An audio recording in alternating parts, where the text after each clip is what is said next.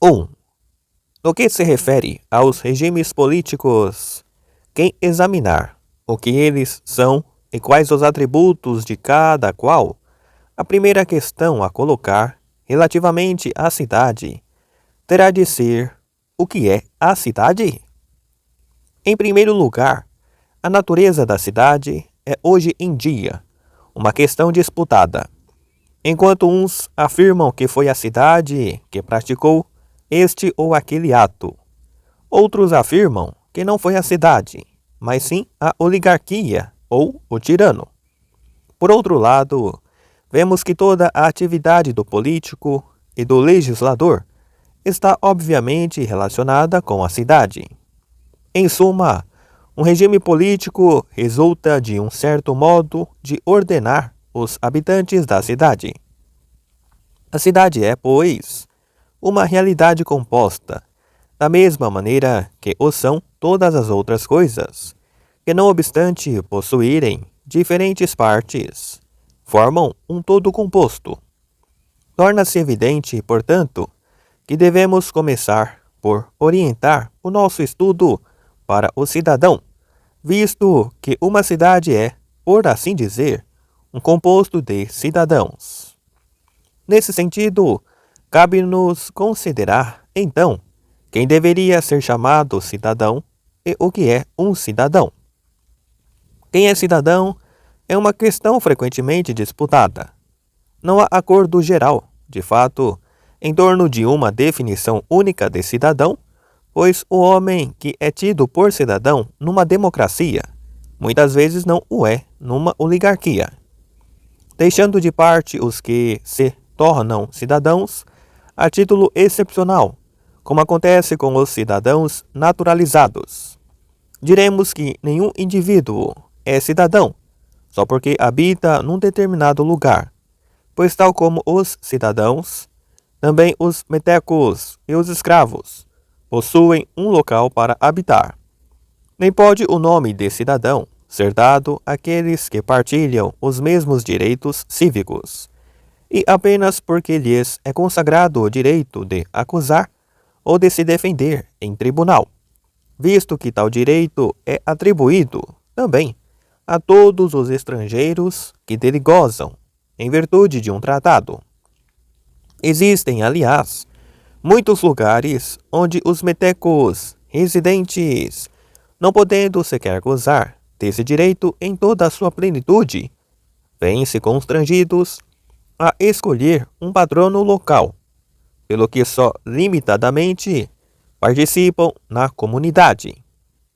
De tais casos, poder-se-á afirmar que são cidadãos de modo imperfeito, tal como crianças demasiado jovens para se inscrever como cidadãs, e os anciãos, já dispensados de exercer funções cívicas.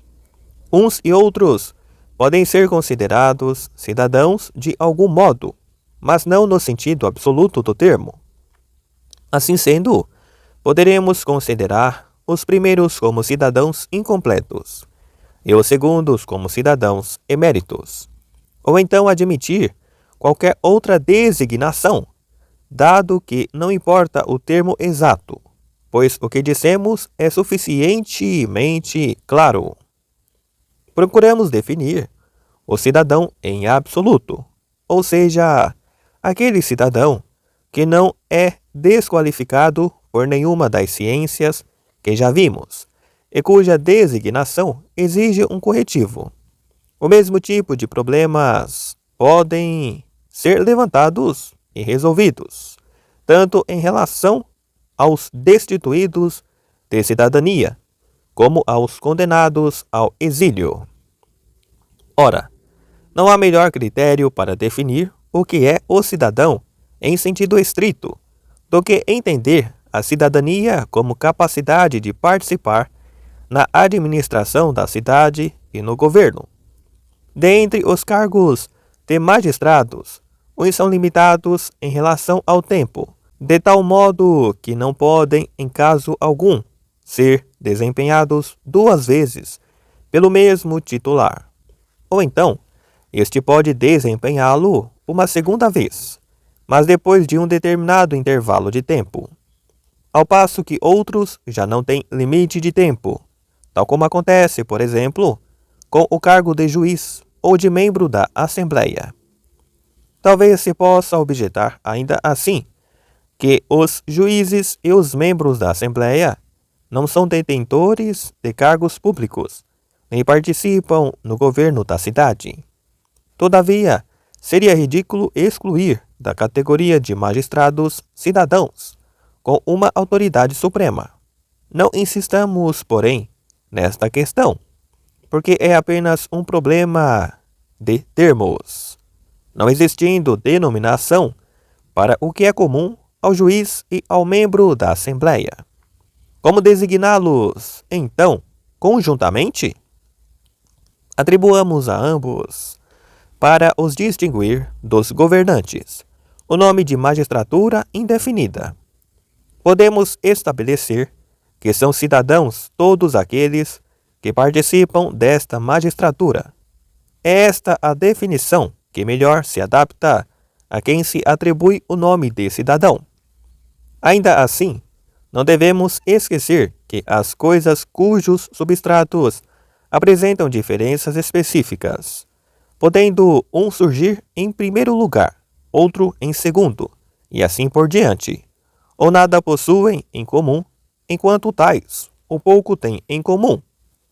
Posto isto, as constituições diferem especificamente entre si, sendo umas inferiores e outras superiores. Com efeito, as constituições defeituosas e transviadas, mais tarde explicaremos em que sentido podemos usar o termo transviadas, são necessariamente inferiores às isentas de defeitos.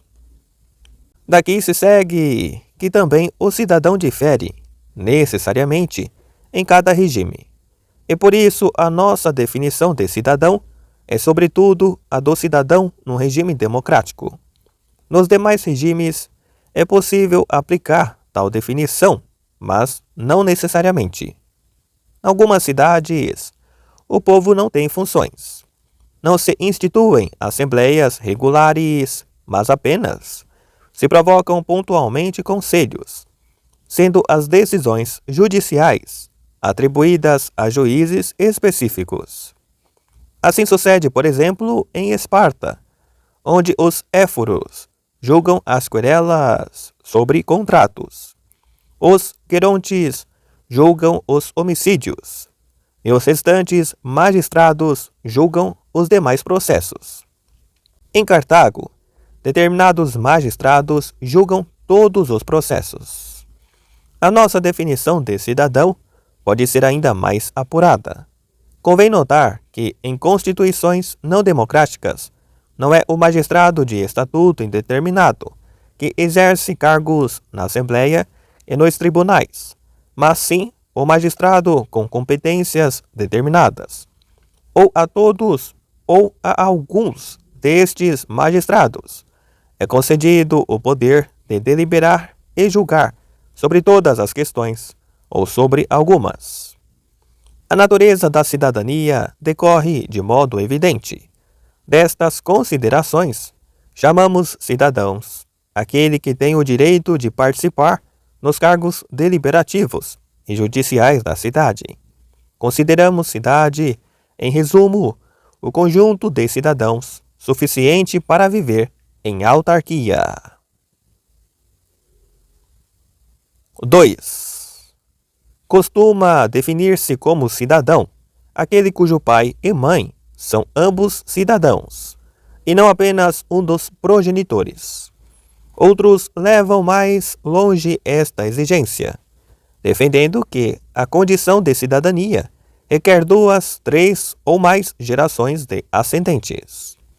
Perante tal definição concisa e de alcance político, alguns interrogam-se como pode um cidadão nascido na 3ª ou 4ª geração tornar-se ele próprio um cidadão.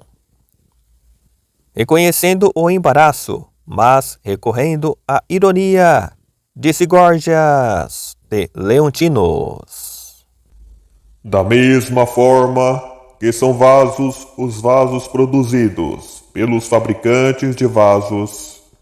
Assim também são larícios, os cidadãos fabricados pelos magistrados de Larissa, dado que alguns destes fabricam larícios. Na verdade, o problema é bem mais simples, de acordo com a definição de cidadania que propusemos. Se esses antepassados participavam no exercício das magistraturas, então eram realmente cidadãos, na medida em que o critério de cidadania, segundo o qual alguém é cidadão, quando nascido de pai ou mãe cidadãos, nunca poderia ser aplicado aos primeiros habitantes de uma cidade ou seus fundadores. Uma dificuldade mais grave surge, talvez, a propósito dos que adquiriram direitos de cidadania após uma mudança de regime. Foi o que sucedeu em Atenas, quando Clístenes, depois da expulsão dos tiranos, integrou nas várias tribos muitos estrangeiros e escravos domiciliários. A dificuldade nesta questão não é sobre quem é ou não cidadão, mas sobretudo se o é com causa justa ou injusta. A par desta objeção, pode ser suscitado ainda o seguinte problema. Admitindo que injusto e falso se equivalem, poder-se-á considerar cidadão aquele que se tornou cidadão de modo injusto? Mas posto que vemos alguns governar de modo injusto, e mesmo assim reconhecemos que são magistrados, apesar de não governarem com justiça, e posto que a cidadania se define como exercício de uma magistratura, com efeito, dissemos que cidadão era todo o que participa numa magistratura indefinida. Então parece evidente que devemos considerar cidadãos mesmo aqueles que injustamente adquiriram tal estatuto.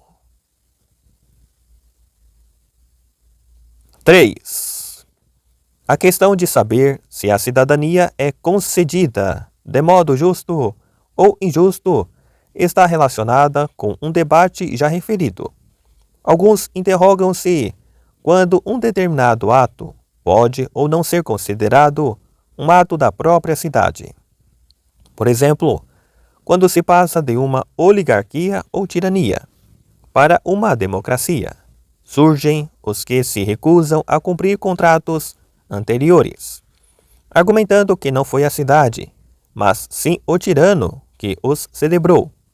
Também recusam outras obrigações da mesma natureza, alegando que alguns regimes assentam na força e não no interesse comum. E no caso das democracias, que estão na mesma situação, os atos do regime são atos da cidade, tal como os atos da oligarquia ou tirania. Esta questão parece relacionada com a seguinte dificuldade: a que princípio, afinal, devemos recorrer para afirmar que uma cidade mantém ou não a identidade anterior ou adquire uma outra identidade? O modo mais óbvio de suprir esta dificuldade é atender apenas ao território e à população.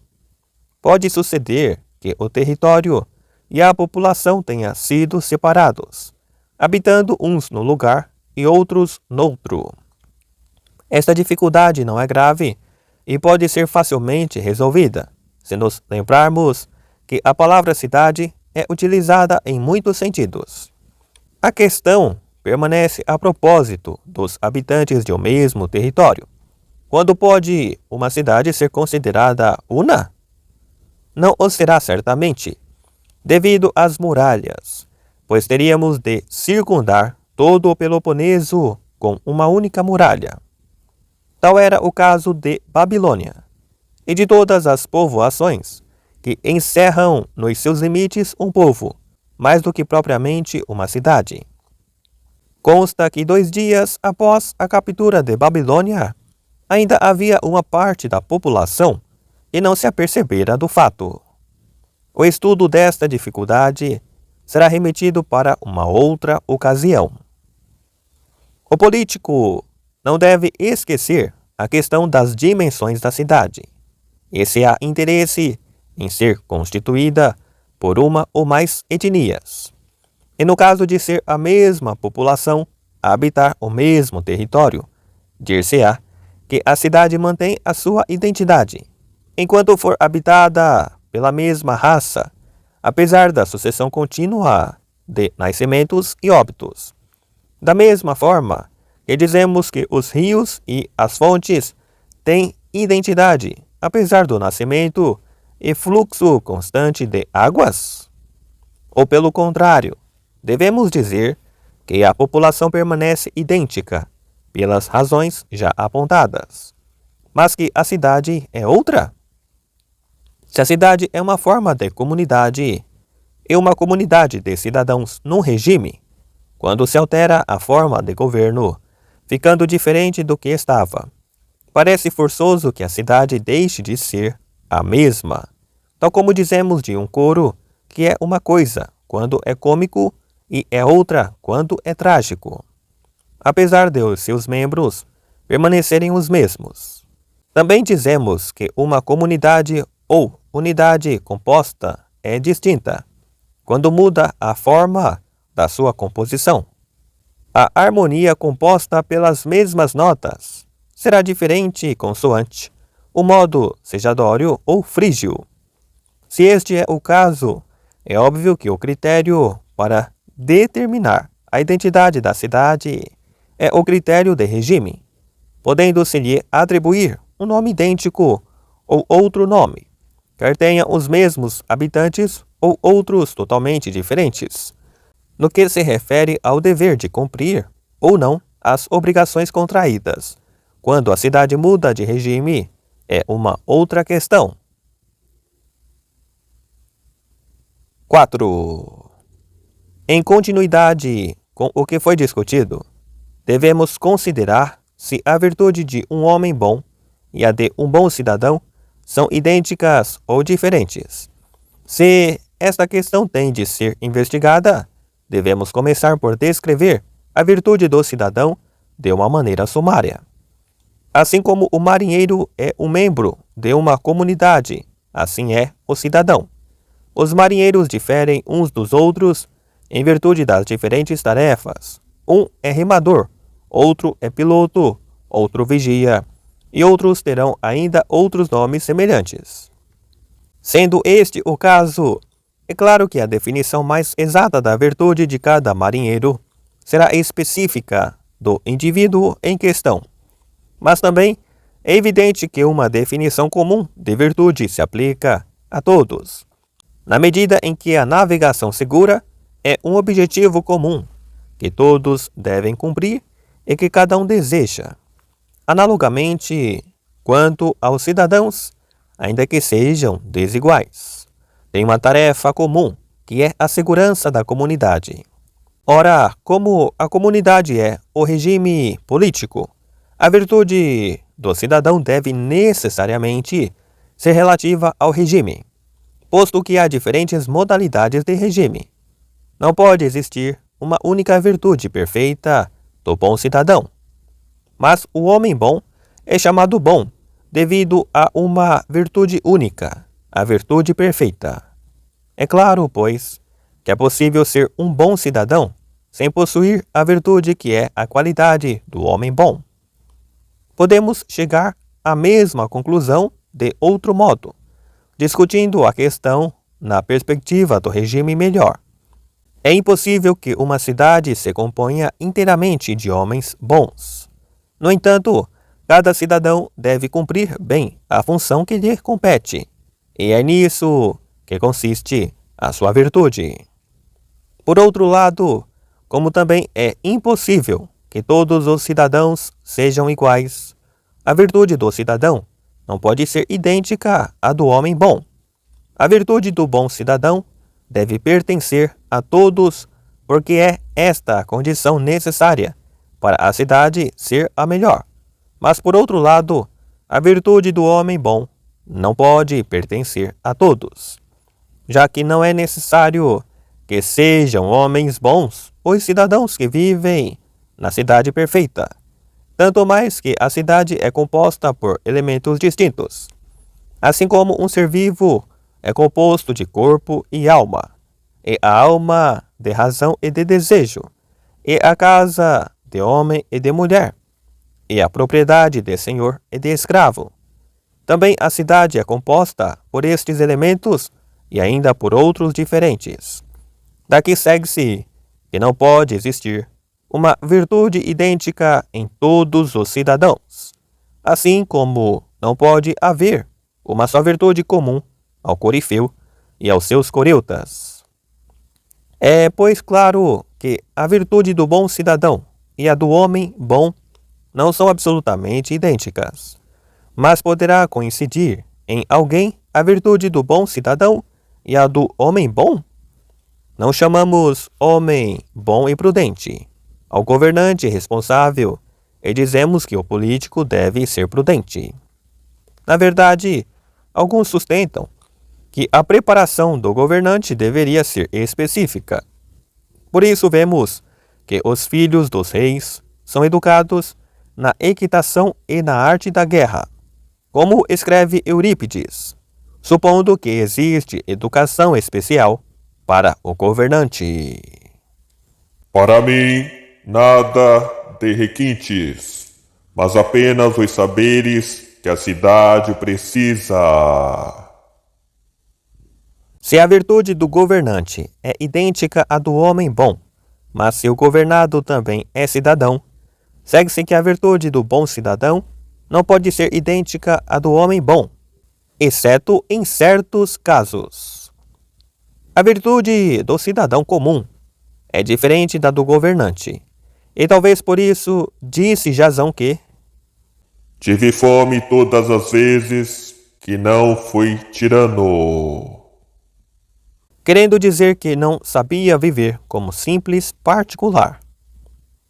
Por outro lado, louva-se a capacidade de mandar e ser mandado, e a virtude de um cidadão digno parece consistir em bem mandar e em ser bem mandado.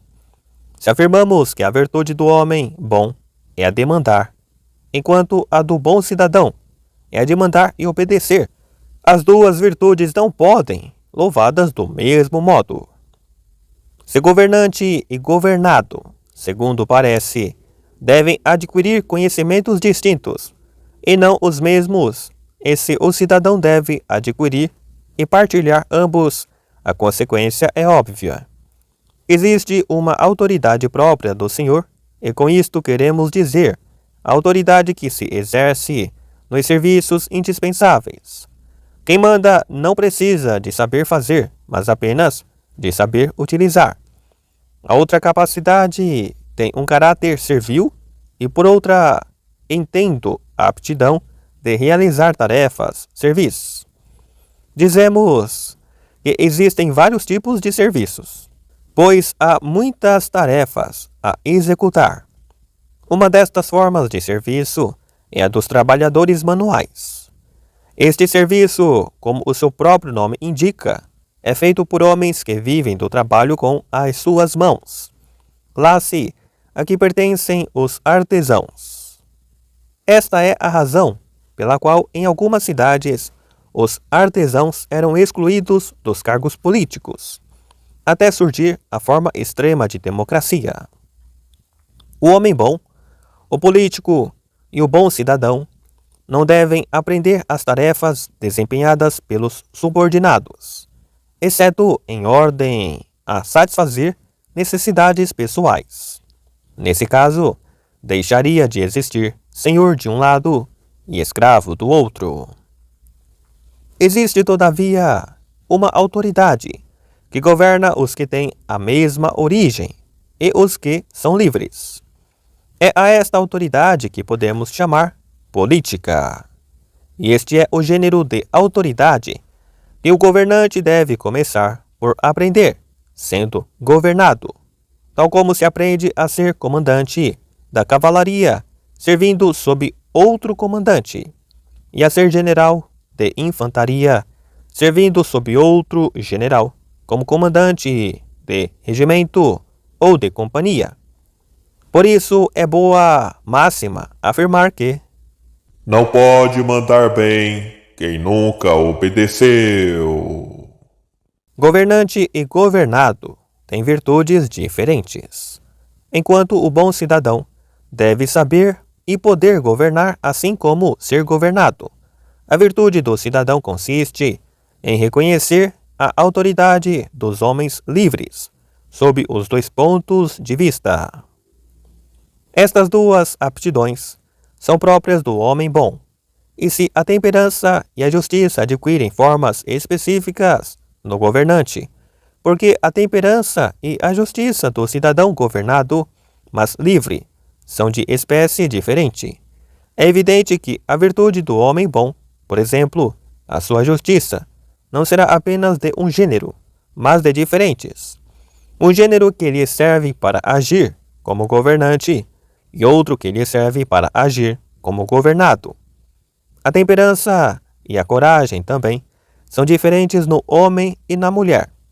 Um homem julgar-se-ia covarde se a sua coragem fosse somente a mesma de uma mulher corajosa, e seria considerada loquaz uma mulher cuja reserva na conservação não fosse superior ao de um homem bom.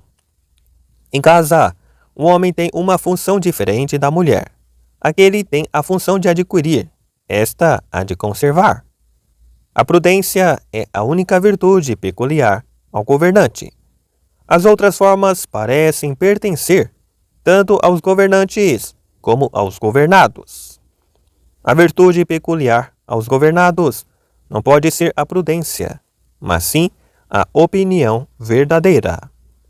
Os governados podem ser comparados aos fabricantes de flautas e os governantes aos tocadores.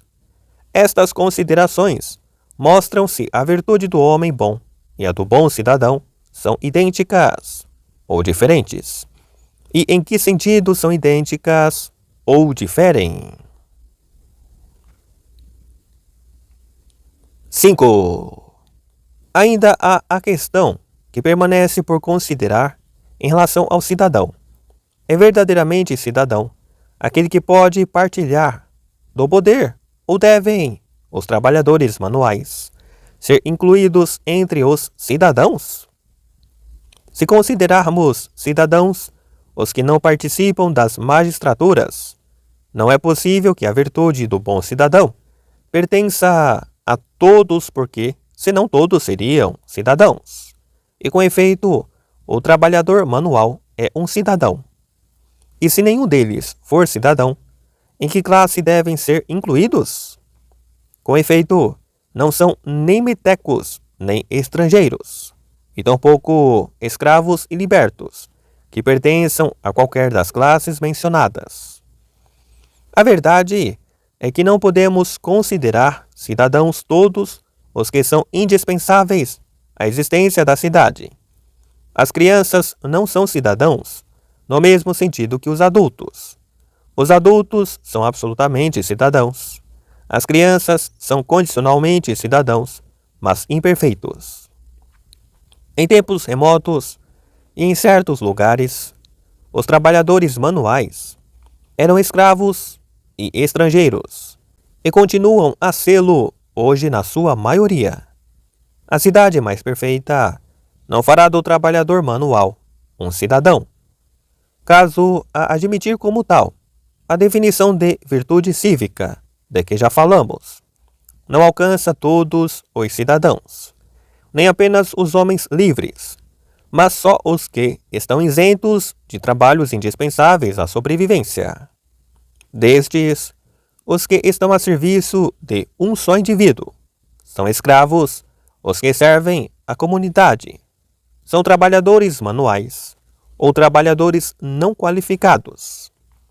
Avançando nesta investigação, ficará mais evidente o estatuto de escravos e trabalhadores manuais. Uma vez compreendido o que acabamos de dizer, o assunto fica esclarecido.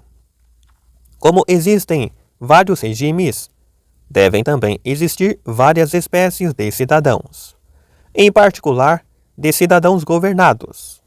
visto que em nenhum regime será necessário que os artesãos e trabalhadores não qualificados sejam cidadãos.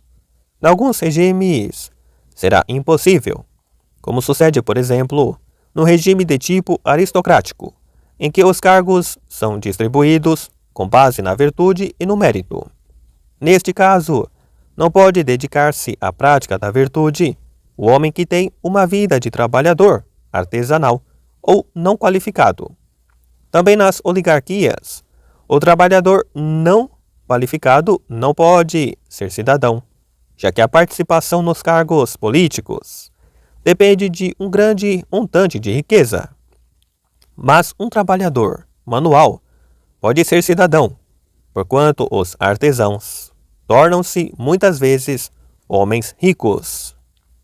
Em Tebas, existia uma lei que proibia a participação em qualquer cargo político a quem não se abstivesse de mercadejar durante 10 anos.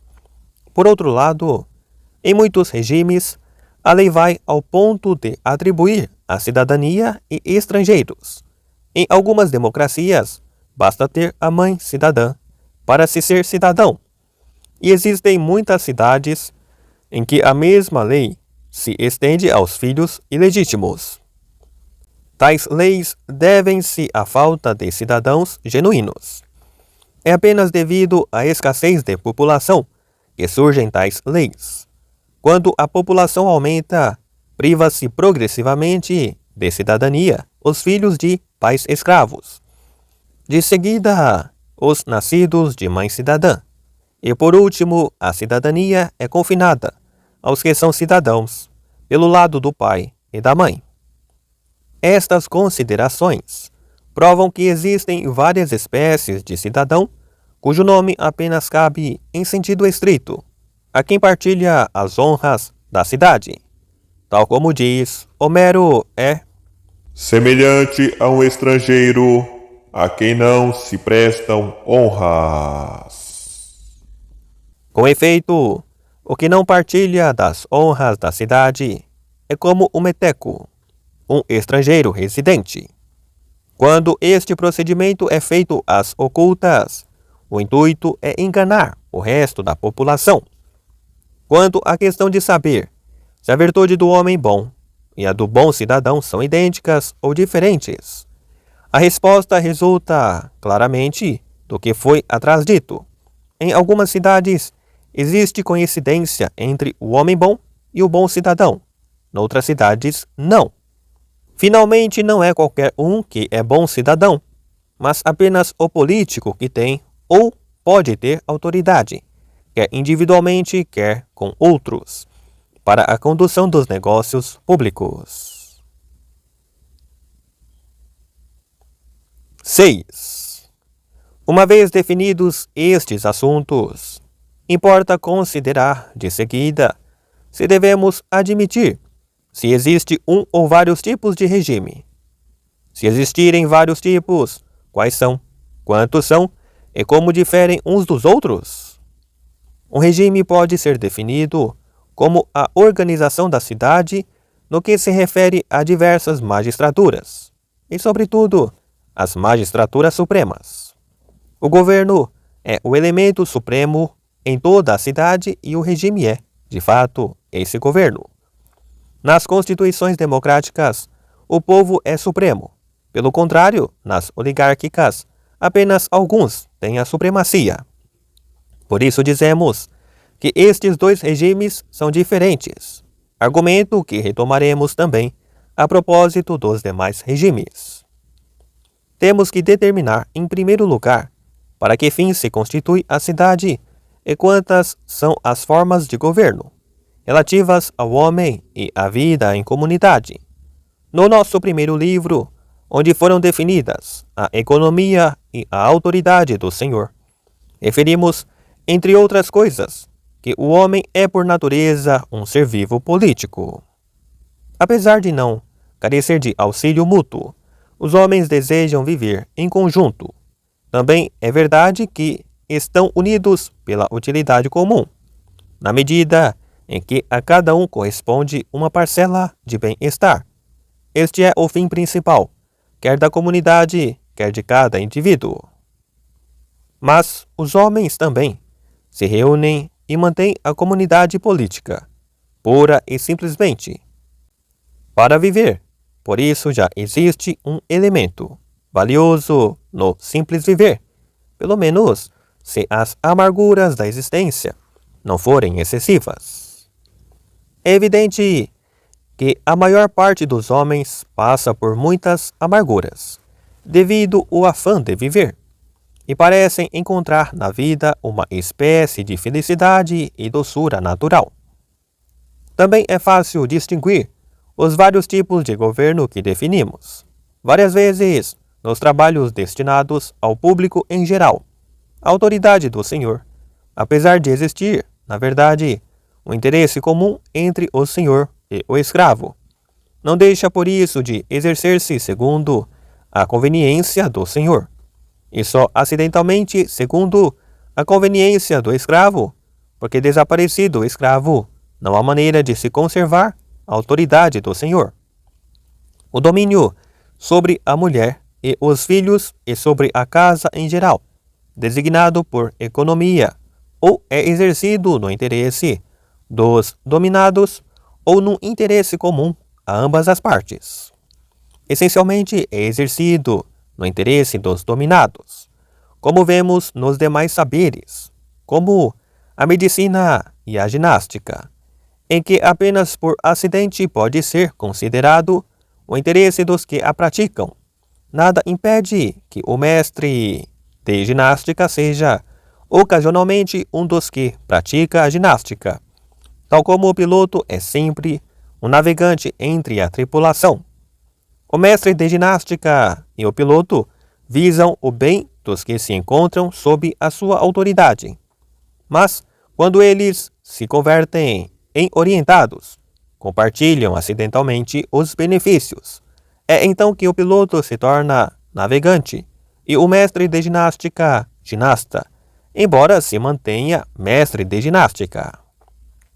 Da mesma forma, quando se trata do governo da cidade, sempre que esse governo esteja fundado na base da igualdade e completa semelhança dos seus cidadãos, estes consideram justo governar por turnos. Em tempos idos, como é natural, cada indivíduo considerava justo que os cargos fossem desempenhados em alternância, e pensava que, como retribuição, alguém zelaria pelo seu bem próprio, tal como ele mesmo zelara pelo interesse alheio durante a permanência no cargo. Atualmente, devido aos benefícios derivados dos cargos públicos e do exercício do poder, os homens desejam a ocupação permanente desses cargos. É como se os ocupantes dos cargos fossem homens doentes e apenas recuperassem a saúde quando estão em funções. A conclusão que se segue é clara. Os regimes que se propõem a atingir o interesse comum são retos, na perspectiva da justiça absoluta. Os que apenas atendem aos interesses dos governantes são defeituosos, e todos eles desviados dos regimes retos. São despóticos, mas a cidade é uma comunidade de homens livres. 7. Agora que estes assuntos foram determinados, o próximo assunto a considerar é o número e natureza dos diferentes regimes. Podemos, em primeiro lugar, examinar o grupo dos regimes corretos. Depois de os regimes corretos estarem determinados, os desvios ficarão claros. Dado que regime e governo significam a mesma coisa, sendo o governo o elemento supremo em cada cidade, necessariamente serão supremos ou um indivíduo, ou poucos, ou muitos. Quando o único, ou os poucos, ou os muitos governam em vista do interesse comum, esses regimes serão necessariamente retos.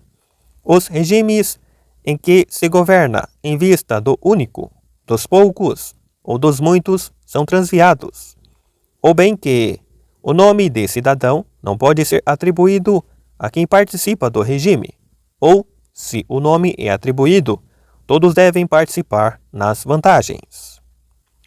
Dentre as formas de governo por um só, chamamos realeza a que visa o interesse comum. Chamamos aristocracia a forma de governo por poucos, mas sempre mais do que um, seja porque governam os melhores ou porque se propõem o melhor para a cidade e os seus membros. Finalmente, quando os muitos governam em vista ao interesse comum, o regime recebe o nome comum a todos os regimes: regime constitucional. Existe uma boa razão. É possível para cada um, ou poucos, distinguir-se pela excelência, mas dificilmente o maior número de cidadãos poderá atingir a perfeição em todos os tipos de virtude.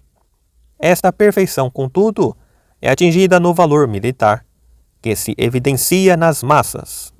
Esta é a razão pela qual as forças de defesa são o elemento supremo neste regime, e nele participam os possuidores de armas. Os três desvios correspondentes são a tirania em relação à realeza, a oligarquia em relação à aristocracia, a democracia em relação ao regime constitucional.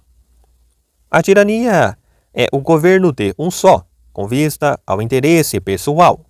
A oligarquia é busca do interesse dos ricos. A democracia visa o interesse dos pobres. Nenhum destes regimes visa o interesse da comunidade. 8. Necessitamos tratar com maior desenvolvimento em que consiste cada um destes regimes. Existem algumas dificuldades nesta questão, e quando alguém segue o método filosófico na investigação de qualquer ramo do saber, e não se limita a considerações práticas, o caminho adequado é começar pela verdade acerca de cada caso, sem qualquer negligência ou omissão. A tirania, como já foi dito, é o governo de um só, que exerce um poder despótico sobre a comunidade política. Existe oligarquia quando os que possuem bens são o elemento supremo do regime. Pelo contrário, existe democracia quando o elemento supremo não pertence aos ricos, mas sim aos pobres. Surge uma primeira dificuldade nesta definição. Podemos conceber um caso em que, sendo a democracia o regime em que a multidão governa, a maioria é composta por indivíduos ricos que têm o poder supremo. Similarmente, sendo a oligarquia o regime em que o poder pertence a um pequeno número, poder-se-ia conceber o caso em que as classes mais pobres, embora menores em número do que as classes mais ricas, fossem mais fortes do que estas e exercessem o poder supremo no regime. Em qualquer destes casos, as definições já dadas de regime poderiam parecer inexatas. Encontramos outra dificuldade. Se por outro lado definimos os regimes combinando a riqueza com os poucos e a pobreza com os muitos, e chamamos oligarquia ao regime em que os ricos, sendo poucos em número, detêm os cargos públicos, e democracia ao regime em que os mais pobres, sendo muitos em número, estão no poder. Se não existir outro regime além dos dois que acabamos de referir, como designar aqueles em que a autoridade suprema pertence aos ricos, que são a maioria, ou aos pobres, que são a minoria? Este argumento parece mostrar que o número é um atributo acidental, seja o pequeno número nas oligarquias ou o grande número nas democracias, devido ao fato de que os ricos são em todo o lado poucos e os pobres muitos. E é por isso que as causas já mencionadas não são de fato as causas reais de diferença entre oligarquia e democracia. A verdadeira diferença entre oligarquia e democracia é a pobreza e a riqueza. É inevitável que quando o poder se exerce em virtude da riqueza, quer sejam poucos ou muitos, trata-se de uma oligarquia. Quando os pobres governam, trata-se de uma democracia. Acontece, porém, conforme notamos, que os ricos são escassos e os pobres numerosos. É que a riqueza é de poucos, enquanto a liberdade é de todos. Estas são as causas pelas quais uns e outros reclamam o poder. 9.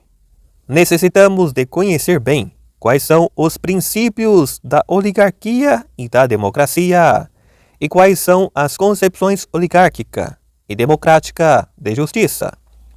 Ambos os regimes defendem uma certa concepção de justiça, mas apenas relativa, e nenhum deles se refere à justiça suprema na sua integridade. Por exemplo, há quem considere que a justiça consiste na igualdade. Assim é, com efeito, mas não para todos e apenas para os que são iguais.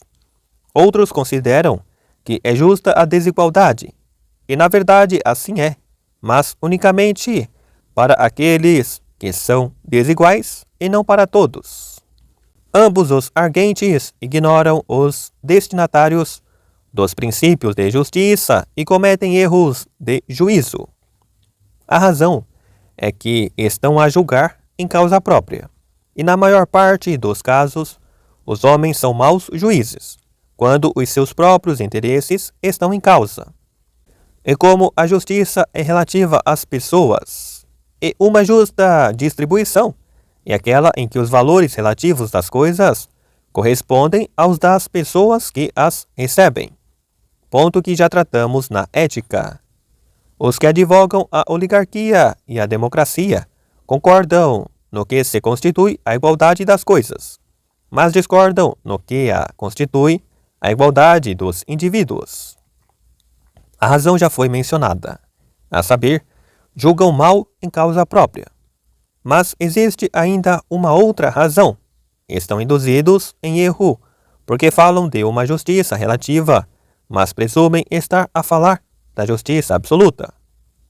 Uns presumem que a desigualdade, num aspecto, por exemplo, a riqueza, implica a desigualdade em tudo.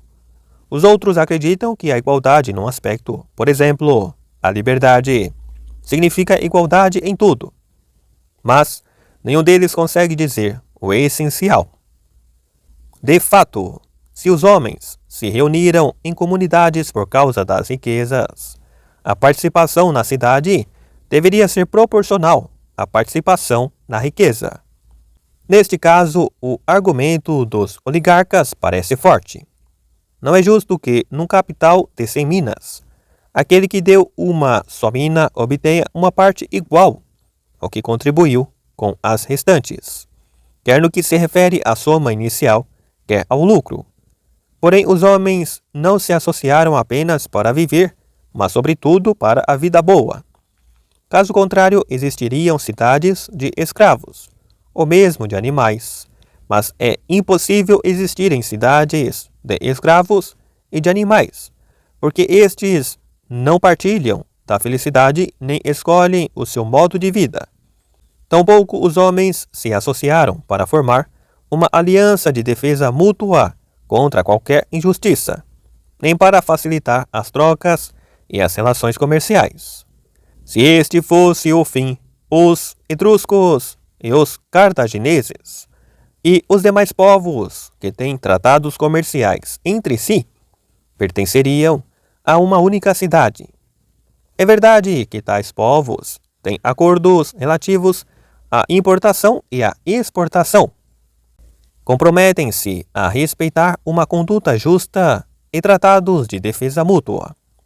Por outro lado, não existem magistraturas comuns a todas as partes contratantes. Cada cidade tem os seus próprios magistrados. Nenhuma das partes se preocupa com a conduta alheia. Nenhum dos contratantes se preocupa que os outros sejam injustos ou, de algum modo, perversos. A única preocupação de cada cidade é evitar que os compatriotas não se prejudiquem mutuamente. Por outro lado, os que se interessam pela boa legislação indagam acerca das virtudes e dos vícios cívicos. A conclusão clara é de que a cidade, que é verdadeiramente cidade, e não apenas de nome, deve preocupar-se com a virtude. Se assim não fosse, a comunidade política decairia numa aliança, que apenas se distinguiria pela contiguidade local de outras alianças, em que os membros vivem a uma certa distância uns dos outros. E a lei também tornar-se-ia um simples convênio, ou na frase do sofista Licofronte, uma garantia dos direitos dos homens. mas incapaz de tornar bons e justos os cidadãos. Que isto é verdade, é evidente. Com efeito, se pudessem reunir dois lugares diferentes, de modo que as cidades de Mégara e de Corinto fossem circundadas por uma só muralha, mesmo assim não existiria uma só cidade, se os cidadãos de ambas as cidades casassem entre si. Isto não faria também uma só cidade, mesmo sendo o casamento uma das formas de vida em comum características da cidade. Nem tampouco surgiria uma cidade se os habitantes vivessem separados, embora não tanto que impossibilitasse a comunidade, ou possuíssem leis para evitar as injustiças nos contratos, e houvesse entre eles carpinteiros, lavradores e sapateiros, e o número da população se elevasse a 10.000, mas nada tivessem em comum a não ser os tratados comerciais e as alianças de defesa mútua. Por quê? De certo, não é por falta de contiguidade territorial, ainda que os membros dessa comunidade se reunissem e cada um utilizasse a sua casa particular como se fosse uma cidade, e todos eles prestassem auxílio como se tivessem contraído uma aliança defensiva apenas contra agressores. Nem assim existiria uma cidade em bom rigor, nem pareceria existir uma cidade se as relações mútuas, uma vez realizada a união, permanecessem idênticas às que existiam quando estavam separados. É claro, portanto, que uma cidade não é uma comunidade de resistência cujo fim seja apenas evitar a injustiça mútua e facilitar as trocas comerciais. Todas estas condições devem estar presentes para que a cidade exista, mas a sua presença não é suficiente para a constituir. O que constitui uma cidade é uma comunidade de lares e de famílias, com a finalidade da vida boa e a garantia de uma existência perfeita e autônoma. Isto não se realizaria sem que os membros da cidade residam no mesmo lugar e se casem entre si. Daqui surgiram nas cidades as relações de parentesco, as fátrias, sacrifícios públicos e os lazeres. Estas instituições são obra da amizade. Já a amizade é condição de escolha de uma vida em comum. A finalidade e o objetivo da cidade é a vida boa, e tais instituições propiciam esse fim. A cidade é constituída pela comunidade de famílias em aldeias, numa existência perfeita e autossuficiente, e esta é, em nosso juízo, a vida feliz e boa. É preciso concluir que a comunidade política existe graças às boas ações, e não à simples vida em comum. Aos que contribuem mais para este tipo de comunidade, cabe-lhes uma maior parte na cidade do que aqueles que lhes são iguais ou mesmo superiores em nascimento e em liberdade, embora inferiores em virtude cívica, e cabe-lhes mais do que aqueles que os superam em riqueza, mas não em virtude. Do dito, ficou claro que todos os que debatem os regimes enunciam uma concepção parcial de justiça. 10. coloca-se uma outra questão.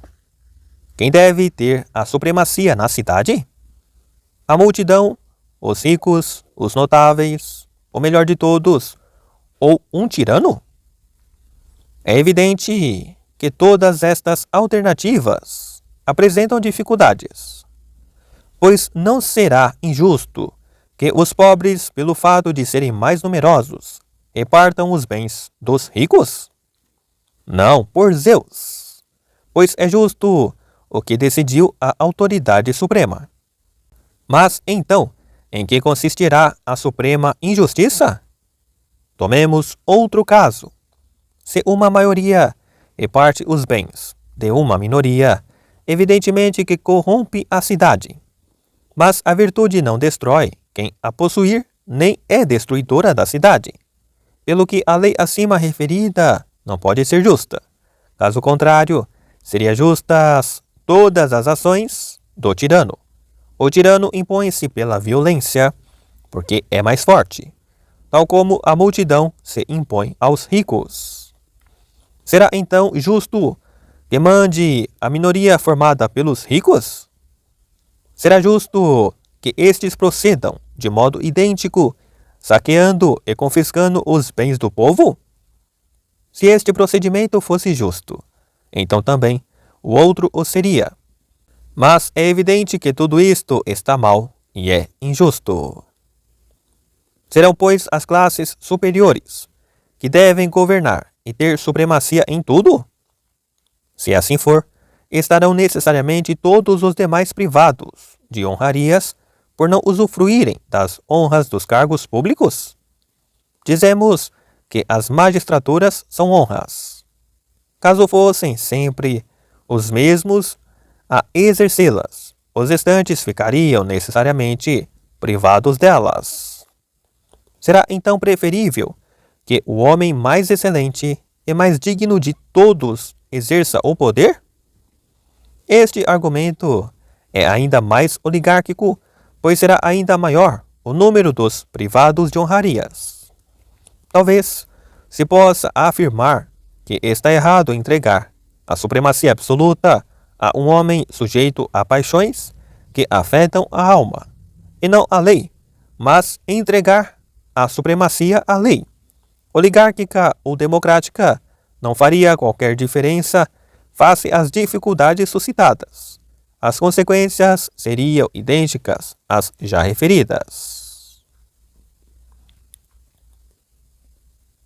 11. As demais alternativas podem ser reservadas para uma investigação posterior. Contudo, a primeira das alternativas sugeridas, a de que o povo deveria ter supremacia, de preferência aos melhores, pareceria plausível e, embora apresentando alguma dificuldade, contém alguma verdade. Com efeito, os muitos são indivíduos que separadamente não têm qualidades, mas quando estão reunidos podem ser melhores do que os poucos com valor, desde que não considerados individualmente, mas em conjunto. Assim sucede nos banquetes. O banquete é melhor quando são muitos a contribuir, do que se for pago por um só. Como são muitos, cada um pode contribuir com o seu quinhão de virtude e prudência, e quando todos se reúnem, a multidão torna-se como um só indivíduo, com muitos pés, muitas mãos e muitos sentidos, podendo também ter muitas qualidades de caráter e inteligência. Esta é a razão pela qual os muitos julgam melhor a música e os escritos dos poetas. Uns apreciam uma parte da obra, outros outra, e todos apreciam todas. Os homens zelosos distinguem-se dos homens que formam a multidão, assim como geralmente se diz que se distingue um homem formoso do que o não é, ou uma pintura se distingue do original. Nos homens íntegros, combina-se numa unidade os elementos que se encontram esparsos por vários sítios. É que, se tomarmos os elementos separadamente, pode dizer-se que os olhos, numa pintura, são ultrapassados pelos olhos mais belos de alguém, ou por outro noutro aspecto. Não é claro, contudo, que tratando-se da totalidade do povo, a diferença que vai da cópia ao original seja a diferença entre a minoria e a maioria. E quem sabe, por Zeus, se não estaremos perante uma impossibilidade em certas multidões, já que o mesmo argumento poderia aplicar-se aos bichos. Afinal, que diferença existe entre algumas multidões e os bichos? Contudo, para algumas multidões, nada impede que seja verdade o que sustentamos. Assim, se resolveria o problema levantado no capítulo anterior. Quem pode governar? E o problema se segue. Sobre quem deve ser exercida a supremacia dos homens livres e da massa dos cidadãos? Entendidos estes como os que não têm riquezas nem qualquer virtude, a participação em magistraturas supremas não está isenta de risco, dado que por vezes a injustiça leva a cometer delitos. Noutras vezes, a imprudência leva a cometer erros. Mas, de um outro ponto de vista, existe um sério risco em não os deixar participar no exercício do poder. É que uma cidade onde existe um grande número de cidadãos sem honras e sem riqueza deve necessariamente ser uma cidade cheia de inimigos. A alternativa que resta é deixar a multidão exercer funções deliberativas e judiciais.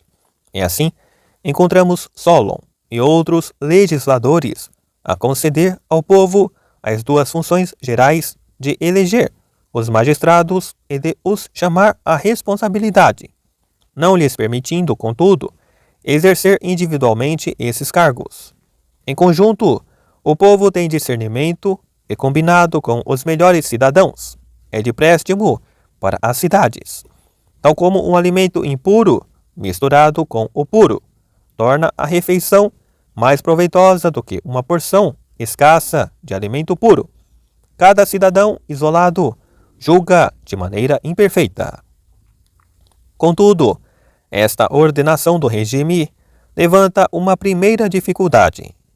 Poder-se-ia pensar que a incumbência de julgar quem prescreveu o tratamento correto deveria pertencer ao mesmo cuja profissão é tratar os doentes e curá-los dos males de que sofrem, ou seja, o médico. O mesmo pode ser dito acerca de outros ofícios e profissões, assim como o médico deve prestar contas perante os outros médicos. Assim, outros profissionais devem prestar contas aos seus pares. O termo médico é usado em três sentidos: o que exerce clínica, o que orienta o tratamento e os amadores. Existem indivíduos destes tipos em todas as artes, e tanto os amadores como os peritos têm o poder de julgar.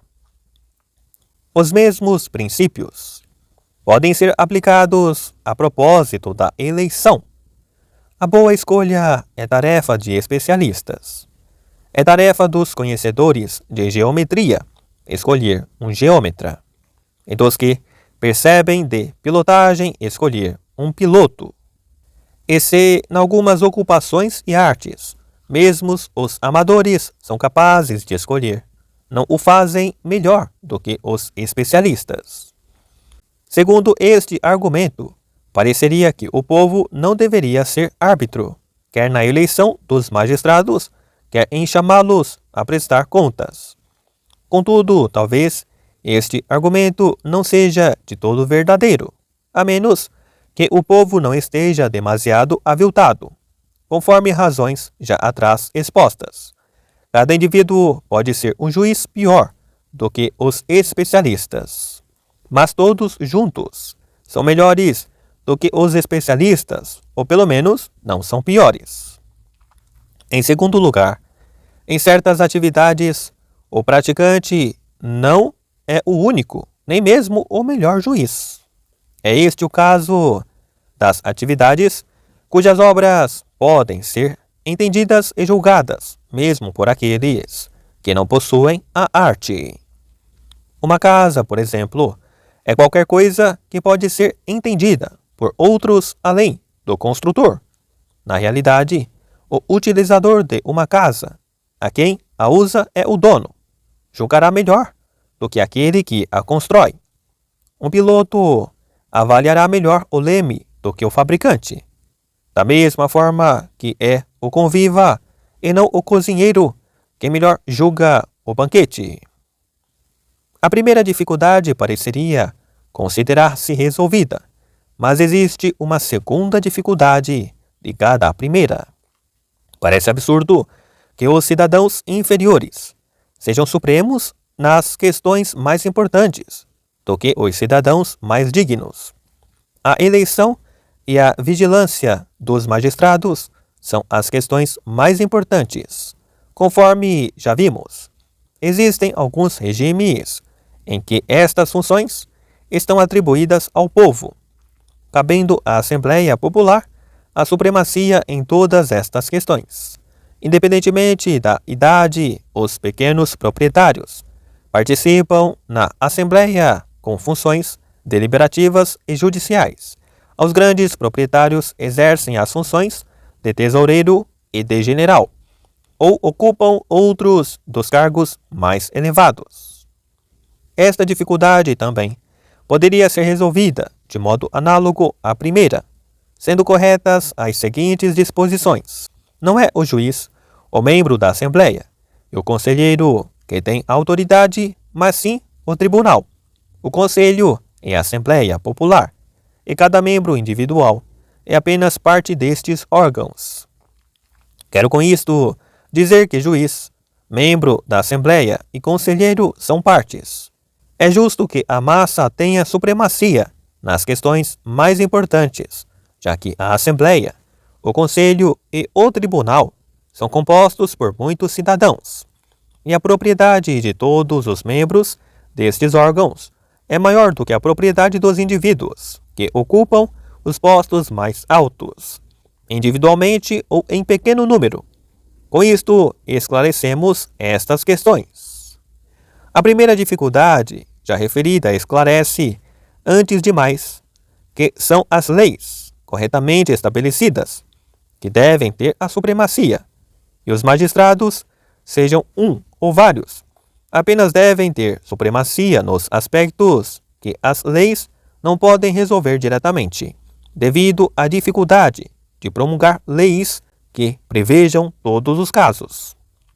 Mas ainda não está clarificado que leis devem ser consideradas corretamente estabelecidas, subsistindo a dificuldade já referida.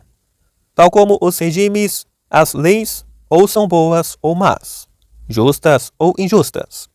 Pelo menos uma coisa é evidente: as leis devem ser estabelecidas de acordo com o regime, e se é este o caso, segue-se que as leis que estão de acordo com o regime correto devem ser necessariamente justas, e as leis que estão de acordo com os regimes transviados são injustas.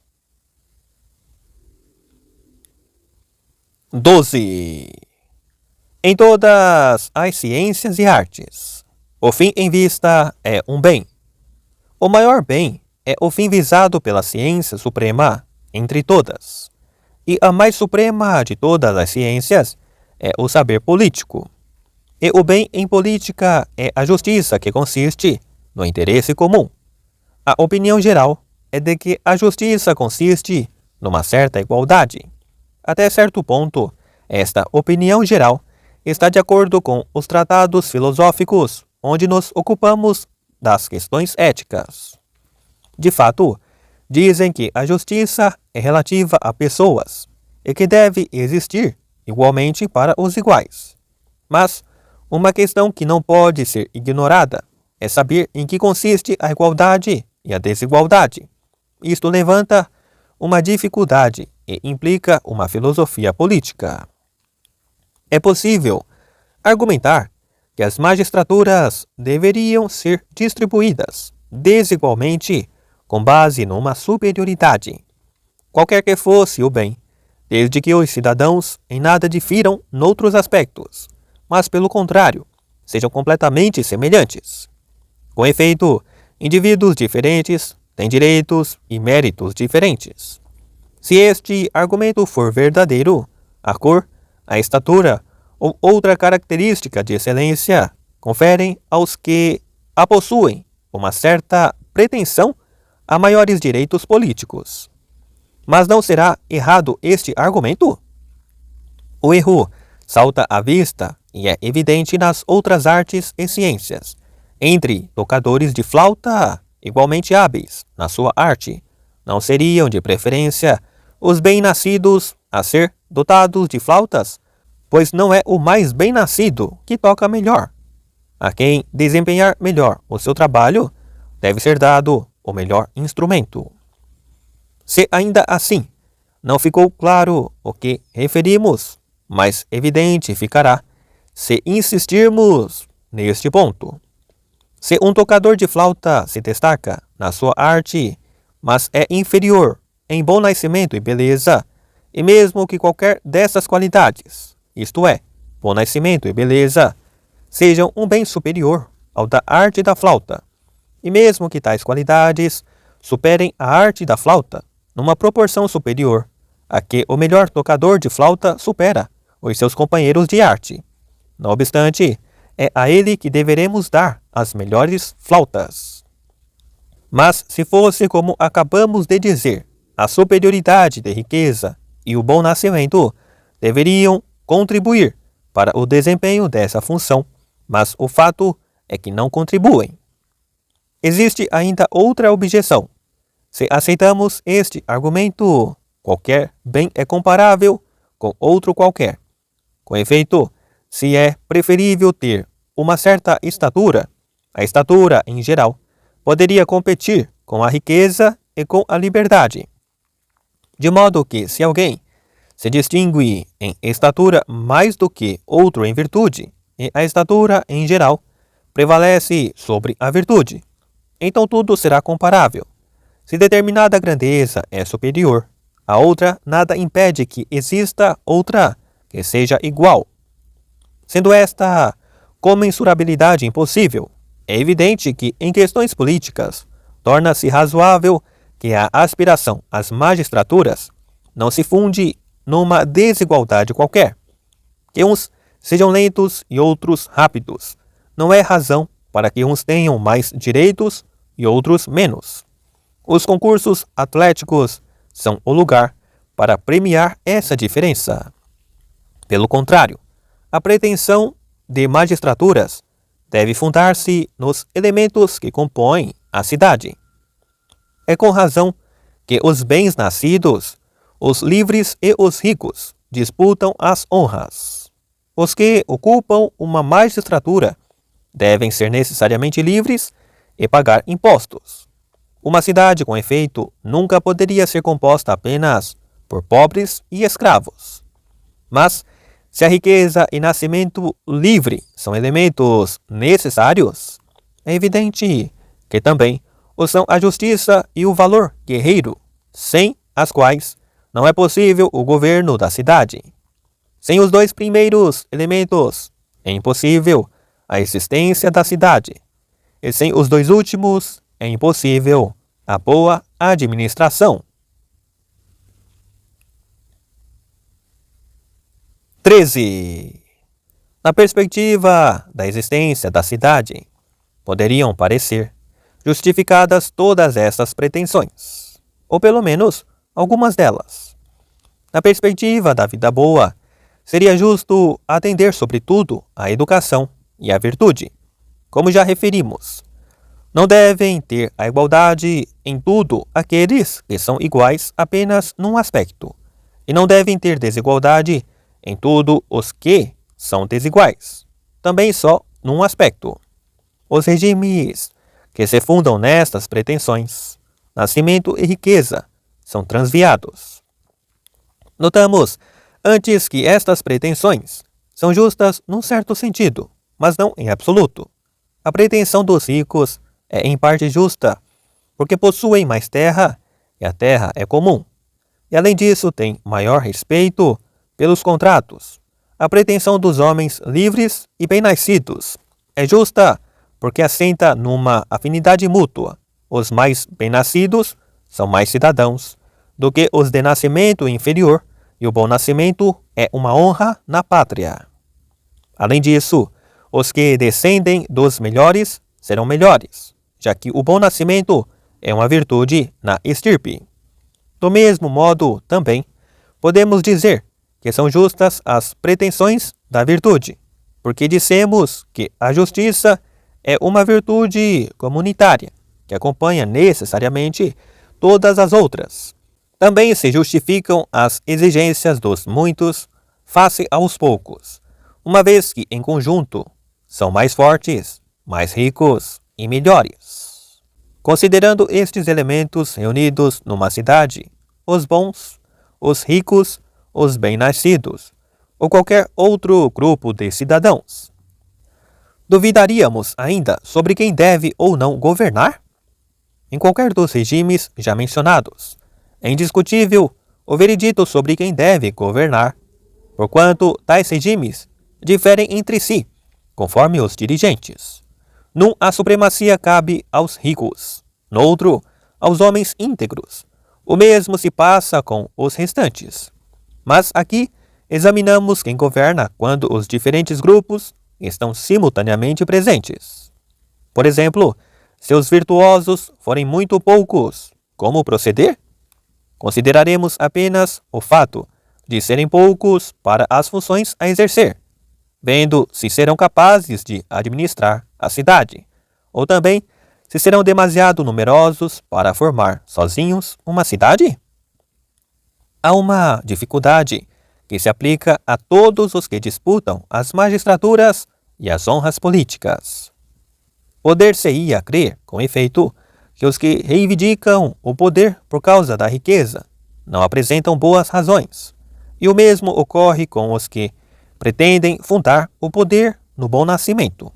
É evidente que se um cidadão é por si só mais rico do que todos os outros juntos, deverá governar todos, do mesmo modo que quem se destaca em nobreza deve governar os que fundamentam na liberdade as pretensões ao poder.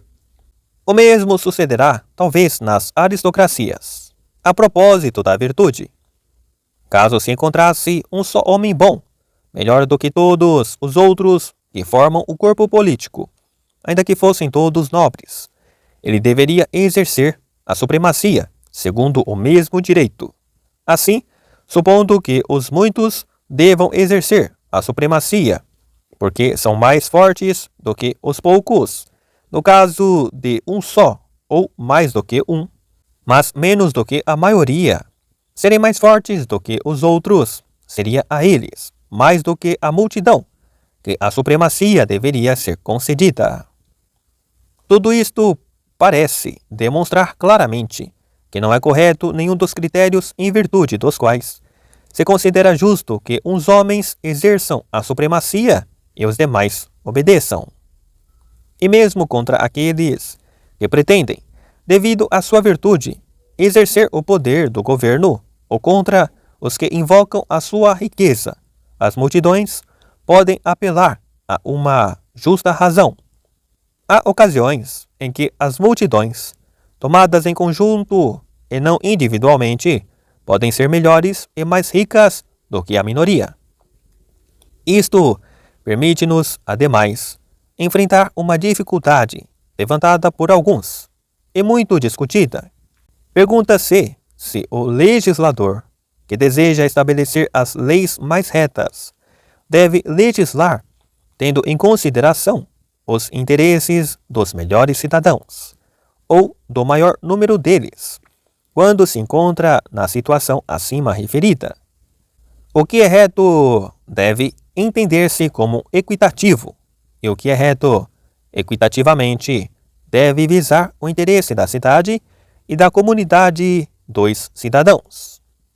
O cidadão é, em geral, o que alternativamente governa e é governado, mas o seu estatuto varia de regime para regime.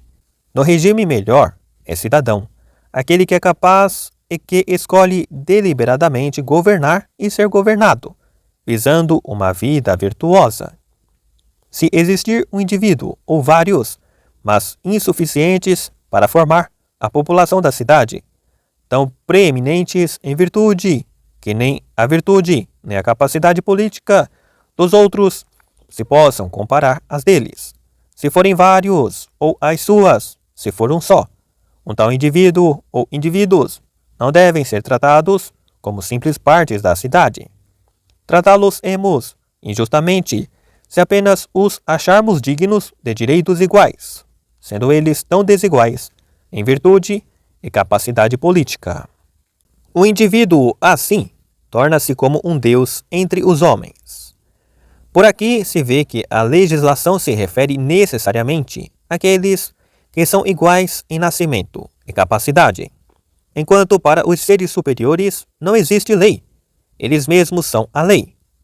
Seria estultícia tentar legislar para eles. Retaliariam com as palavras usadas pelos leões da fábula de Antístenes, quando as lebres reivindicaram em assembleia a igualdade para todos.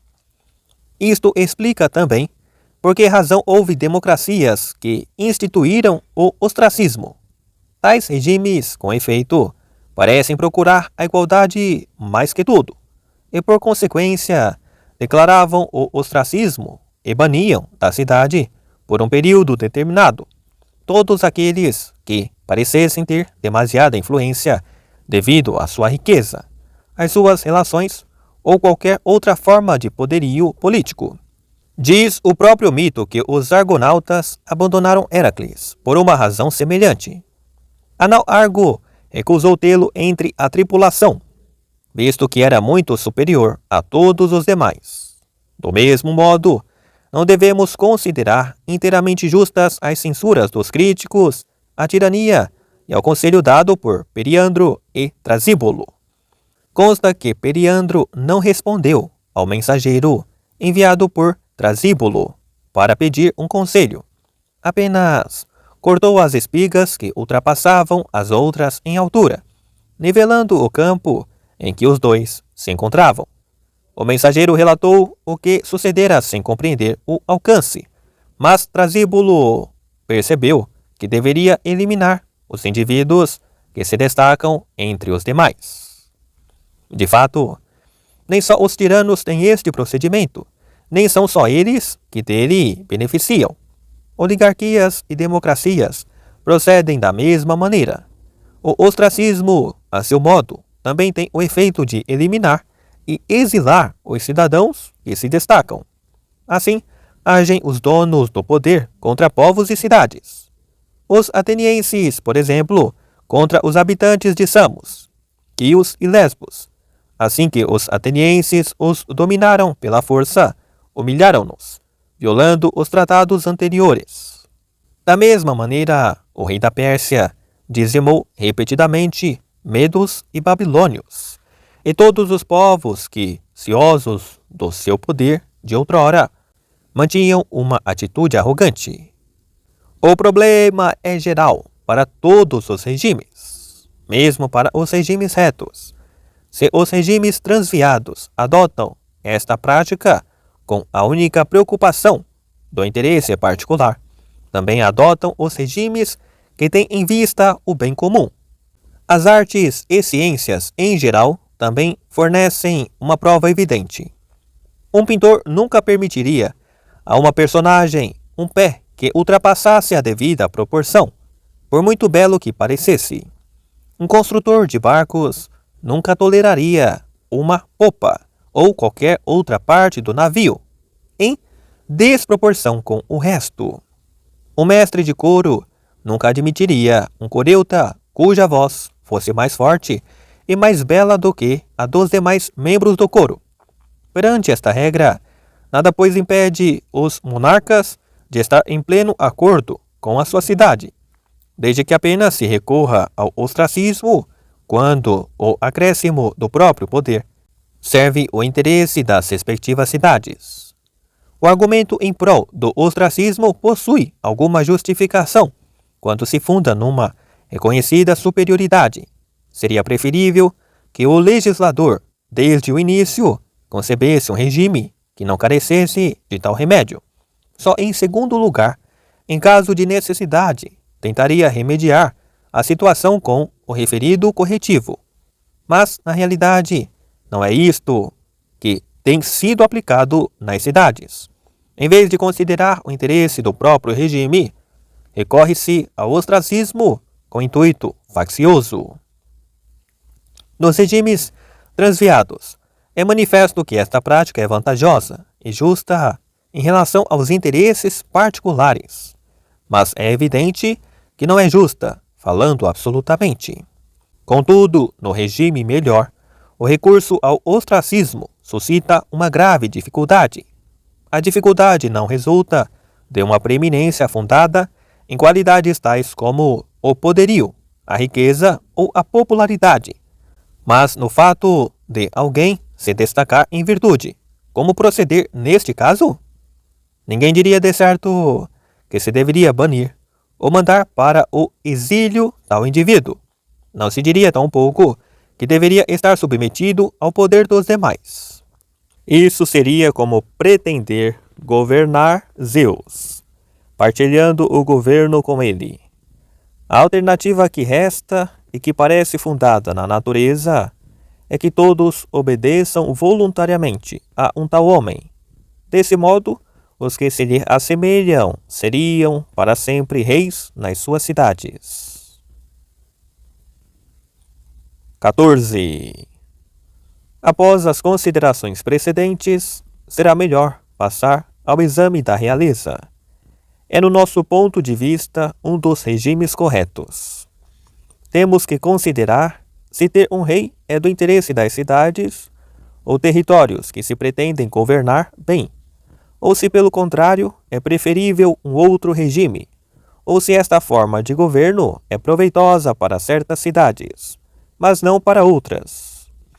Devemos começar por determinar se existe apenas uma espécie de realeza ou várias.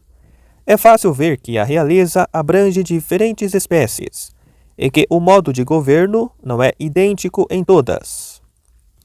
A realeza no regime de Esparta parece ser o tipo da realeza fundada na lei, não tendo a supremacia em tudo. Os reis só comandam operações militares quando saem do território, e estão-lhe reservados os assuntos religiosos. Trata-se de uma realeza semelhante à de generais, com plenos poderes e cargos permanentes. O rei, com efeito, não possui o poder de vida ou morte, exceto em certas ocasiões, em tempos passados, em que nas operações militares punia pela sua própria mão. Homero revela isto mesmo. Agamenon tinha que suportar afirmações ultrajantes nas assembleias, mas em campanha exercia o poder de vida ou de morte.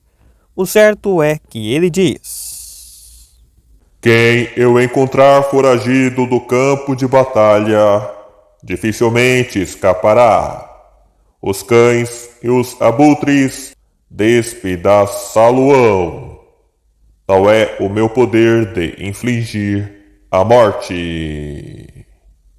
Esta, pois, uma forma de realeza, o comando militar vitalício, entre as realezas deste tipo. Umas são hereditárias, outras eletivas. Além desta, existe uma outra forma de monarquia entre as realezas dos povos bárbaros. Estas possuem autoridade semelhante à das tiranias, mas são simultaneamente constitucionais e hereditárias, sendo os bárbaros de índole mais servil do que os helenos, tal como os povos da Ásia são mais servis do que os da Europa. Toleram a autoridade despótica, sem protestar. É por isso que estas realezas são de natureza tirânica, mas, sendo constitucionais e hereditárias, são também estáveis. Pela mesma razão, a guarda serve um rei e não um tirano. Os reis são guardados por cidadãos armados, enquanto os tiranos o são por mercenários estrangeiros. Os primeiros, com efeito, reinam conforme a lei e com o consentimento dos súditos. Os segundos, pelo contrário, sem esse consentimento. Ademais, aqueles têm uma guarda de cidadãos, estes uma guarda contra os cidadãos. Apresentamos dois tipos de monarquia, mas ainda existe um outro entre os antigos helenos, conhecido pelo nome de Aiziminetas. Pode ser sumariamente definido como uma tirania eletiva e que difere da monarquia dos bárbaros, mais por não ser hereditária do que por ser inconstitucional. Dentre os Aiziminetas, uns exerciam o poder vitaliciamente, outros por um período de tempo fixo ou para determinada tarefa. Pítaco, por exemplo, foi eleito pelos cidadãos de Mitilene para resistir aos exilados, comandados por Antimênides, e pelo poeta Alceu. A eleição de Pítaco para tirano é reprovada por Alceu numa das suas canções, onde refere: Elegeram Pítaco, o de baixa condição, para tirano, nascido na cidade de destino soturno, cantando em coro o seu louvor.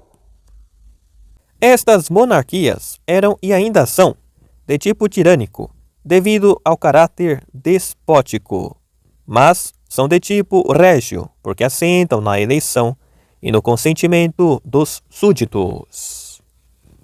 Uma quarta espécie de monarquia régia é a das realezas da Idade Heróica, fundadas no consentimento popular, na hereditariedade e na lei. Os fundadores das dinastias reais tinham sido benfeitores do povo nas artes ou nas guerras, ou tinham-no congregado ou atribuído terras. Por tudo isto, tornaram-se reis com o consentimento geral, e os seus descendentes herdaram o respectivo poder. Na guerra, tinham o comando supremo, tinham a prerrogativa de oferecer sacrifícios que não estavam reservados aos sacerdotes, e eram juízes nos processos. Uns exerciam este poder mediante juramento, outros sem juramento. O juramento consistia em erguer o cetro. Estes reis, de tempos passados, gozavam de autoridade permanente nos assuntos urbanos, rurais e nos negócios estrangeiros. Em épocas posteriores, quer por abandono voluntário, quer por exigência das massas populares, a única prerrogativa deixada aos reis, na maior parte das cidades, foi a de realizar sacrifícios. Mesmo nos casos em que se pode dizer que existia realeza efetiva, apenas mantiveram o comando das operações militares no estrangeiro. Existem, pois, 4 tipos de realeza.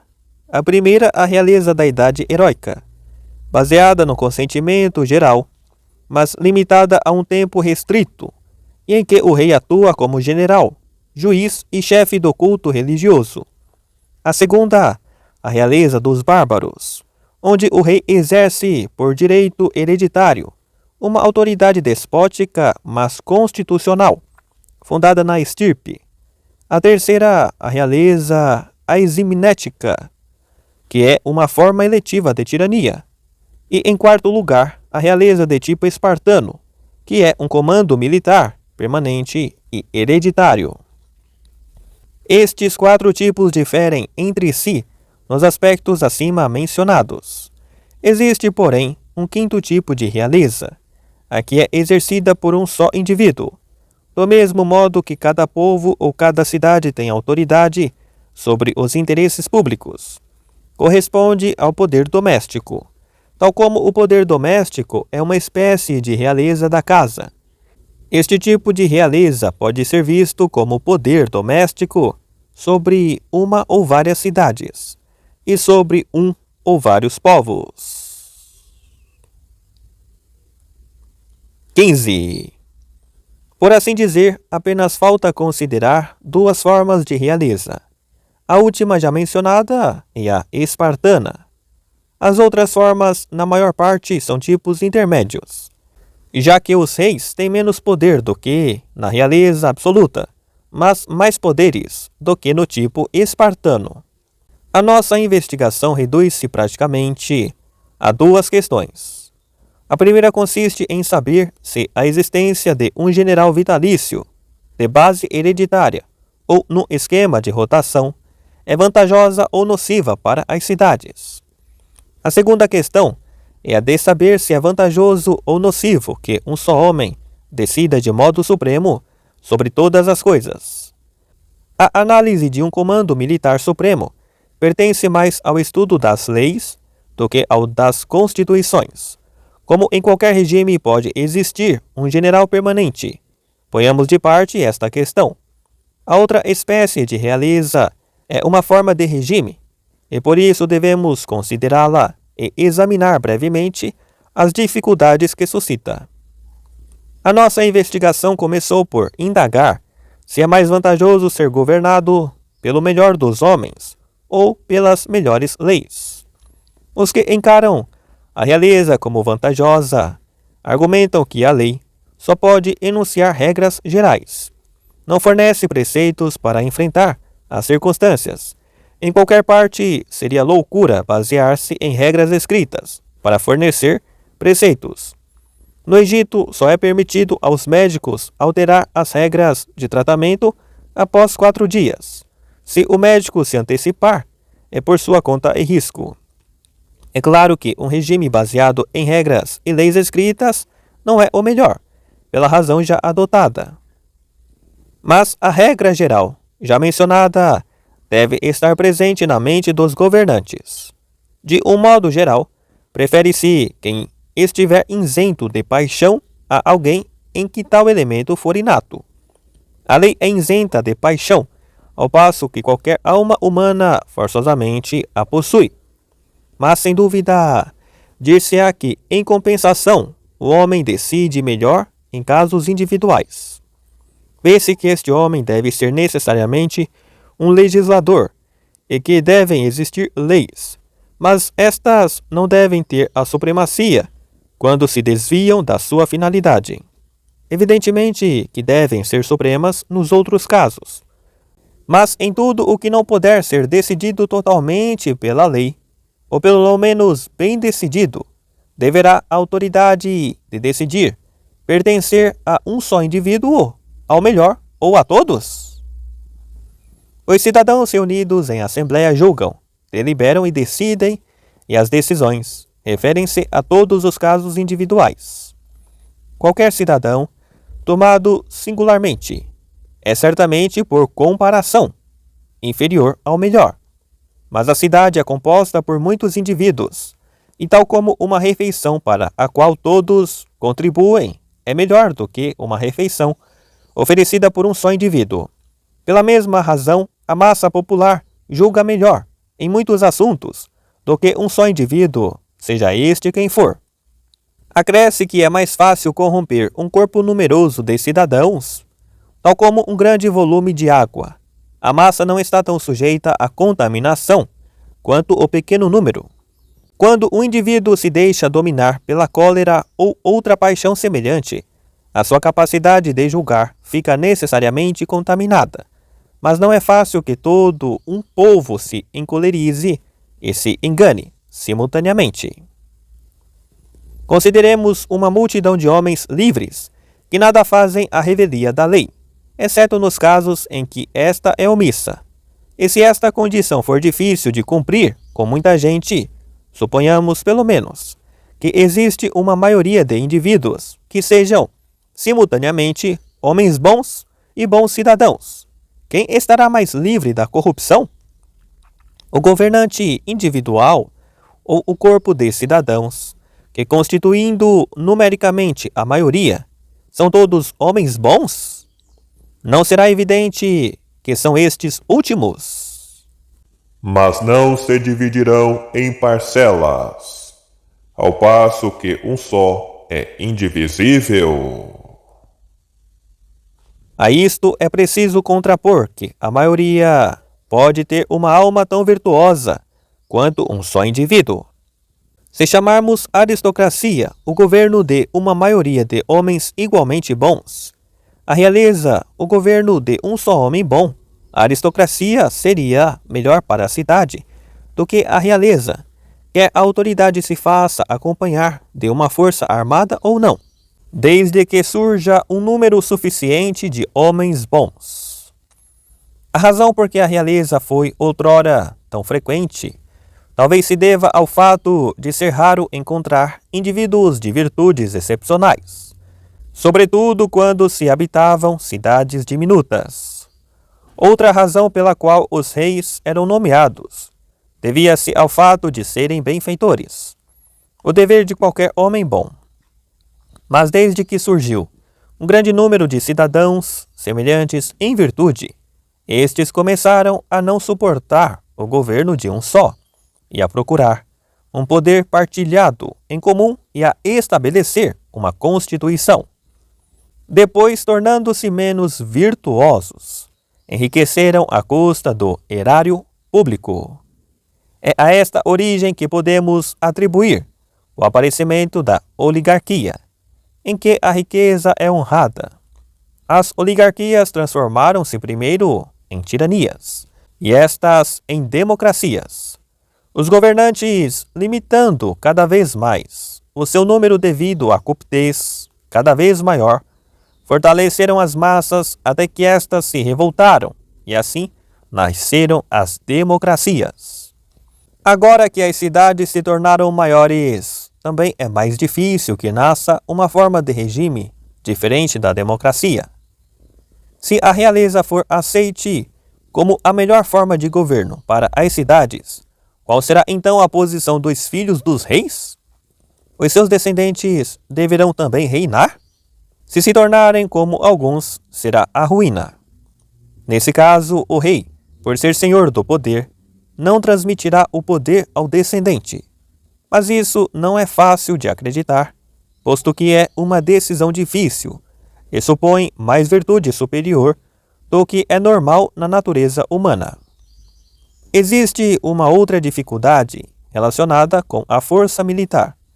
O homem chamado a ser rei deverá ter junto de si uma força armada que lhe permita coagir os que se recusam a obedecer-lhe. Caso contrário, como poderá exercer o poder?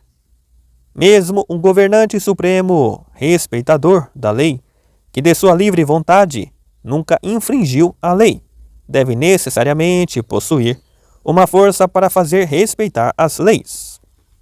Tratando-se de um rei deste tipo, a solução talvez não seja difícil.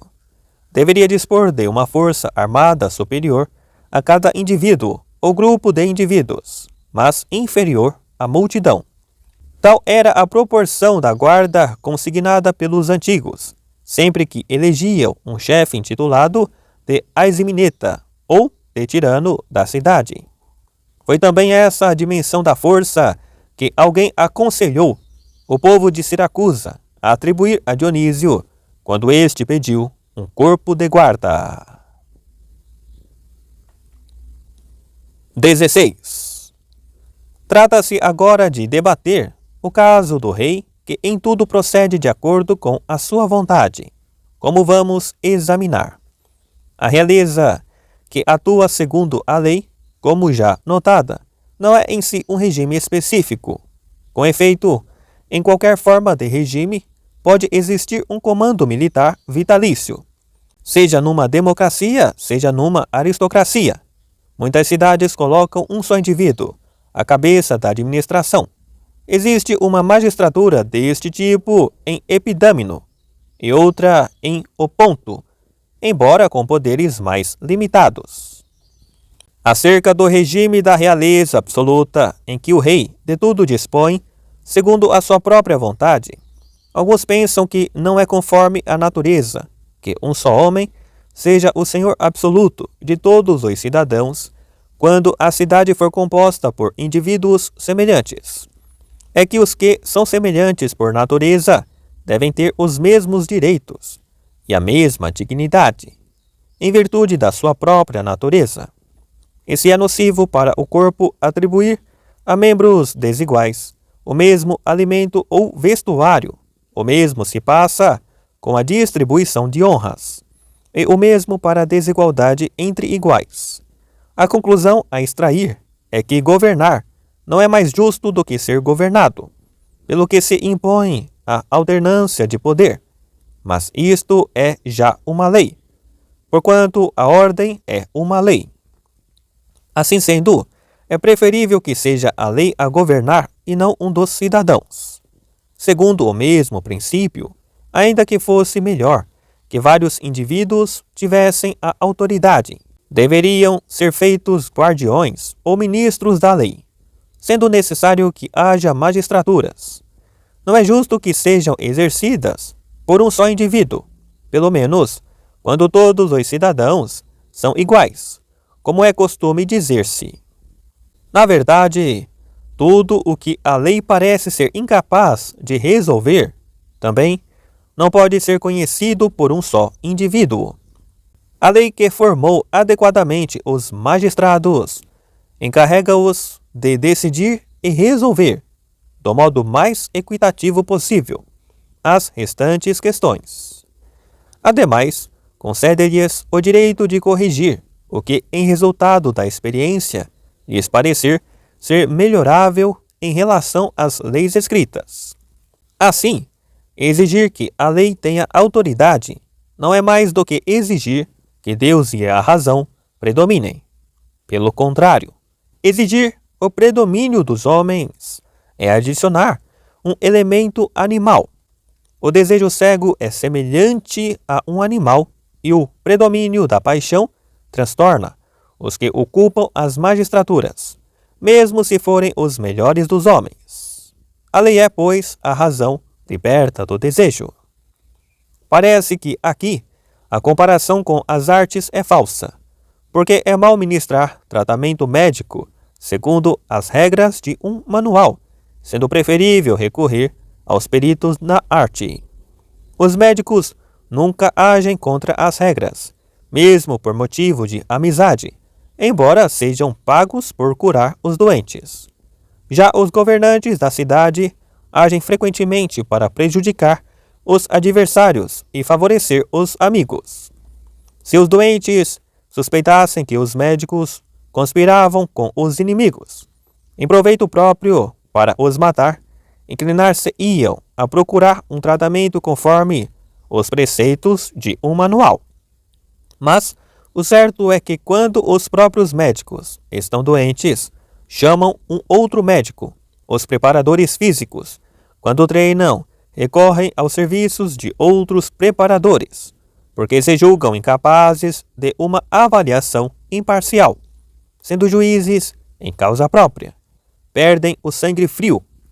Por aqui se vê que procurar a justiça é procurar o justo meio, e a lei é, sem dúvida nenhuma, o justo meio.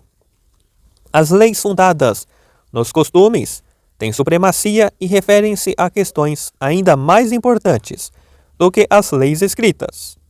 Deste modo, se o governo de um só é mais seguro do que o exercido pela lei escrita, não é mais seguro do que o governo das leis fundadas nos costumes. Claro que não é fácil que um só indivíduo tenha debaixo de olho muitos assuntos ao mesmo tempo. É necessário que nomeie muitos magistrados que lhe prestem assistência. Sendo assim, que diferença existirá entre o fato de estes magistrados estarem instalados desde o início ou serem nomeados por um só chefe? Pode acrescentar-se que, como já mencionamos, se o homem virtuoso tem direito a mandar, porque é o melhor, então 2 homens de bem são melhores do que um. É precisamente isso, de resto, o que sugere Homero em 2 homens caminhando juntos. Ou então a súplica de Agamenon. Se eu tivesse 10 desses conselheiros. Atualmente, também há magistrados, como por exemplo os juízes, que decidem de modo supremo em questões não reguladas pela lei.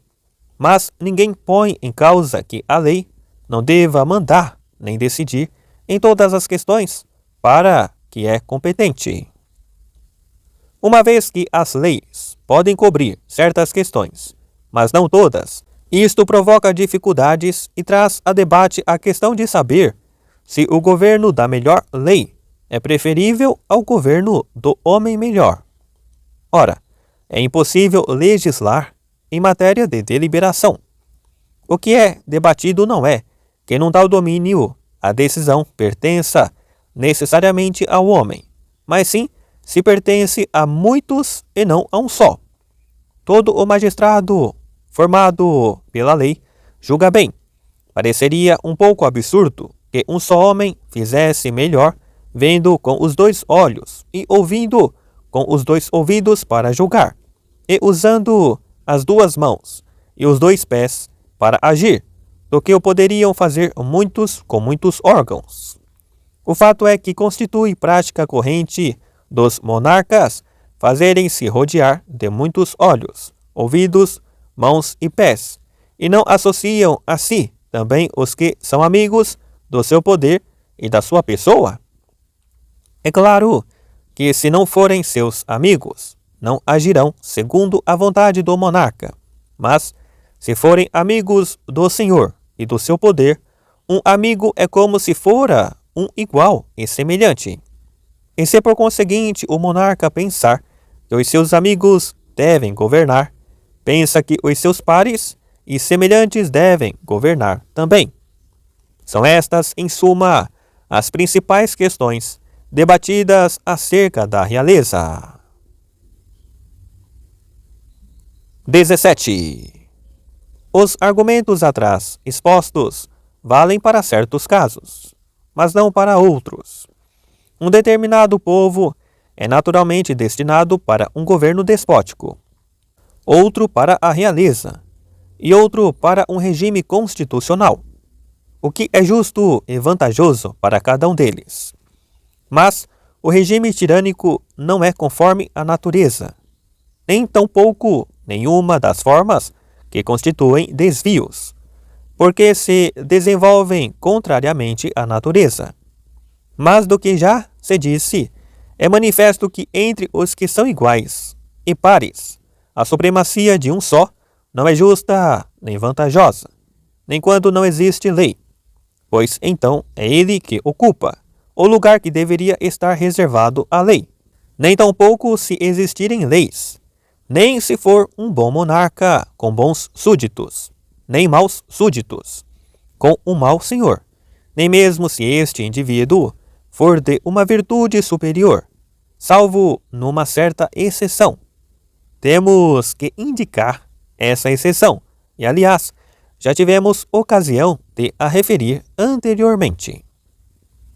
Deve-se primeiro definir o que constitui a disposição para a realeza, para a aristocracia e para o regime constitucional. Assim, destina-se a ser governado por um rei o povo que, por natureza, produz uma família e, graças à sua virtude, dirige os assuntos políticos. Destina-se ao regime aristocrático o povo que produz, naturalmente, um corpo de cidadãos capazes de serem governados como homens livres, por chefes aptos, graças à sua virtude de dirigir os negócios da cidade.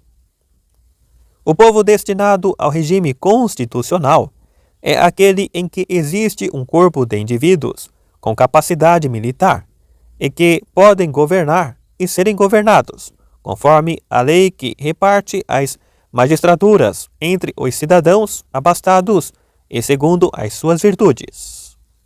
Quando acontece de uma família, ou mesmo um só indivíduo, tem uma virtude tão grande que se superioriza em relação a tudo o mais, é justo que esta família seja investida da realeza e supremacia absolutas, ou que esse único indivíduo se torne rei.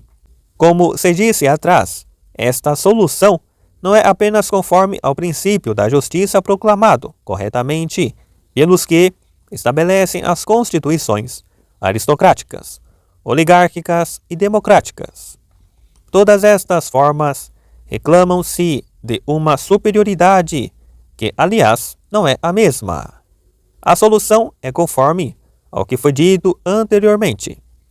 Seria impróprio, com efeito, executar um homem desta qualidade ou exilá-lo, ou condená-lo ao ostracismo. Nem tampouco seria próprio pedir-lhe, quando regressasse, para ser um simples governado. Não é natural que a parte leve a melhor sobre o todo. Contudo, é o que sucede com quem é tão enormemente superior aos outros. A única solução que resta, pois, é obedecer a tal homem e deixá-lo exercer autoridade suprema, não de forma parcial, mas absolutamente.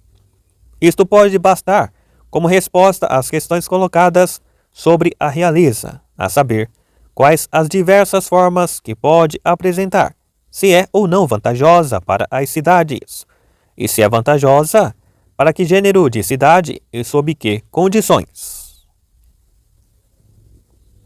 18. Existem, a nosso ver, 3 tipos de constituições corretas, e a melhor de entre elas é necessariamente aquela em que a administração é da responsabilidade dos melhores. Referimos-nos, evidentemente, ao tipo de governo em que um só homem, ou uma família inteira, ou um conjunto de cidadãos, excedem os demais em virtude, sendo estes últimos capazes de serem governados e os primeiros capazes de governar, em vista a atingir o gênero de vida mais desejável. Também se demonstrou, no início deste livro, que a virtude de um homem e a do cidadão da melhor cidade são forçosamente idênticas. Segue-se claramente que o mesmo método e os mesmos meios pelos quais o homem se torna virtuoso deveriam ser usados para a criação de uma cidade de tipo aristocrático ou monárquico. E assim, a educação e os hábitos que tornam um homem virtuoso serão geralmente os mesmos que fazem o político ou o rei. Apresentadas estas considerações, é agora necessário tratar do melhor regime, das suas condições naturais de formação e do modo como pode ser estabelecido. Este é, com efeito, um ponto indispensável, se se pretende que este estudo seja pertinente.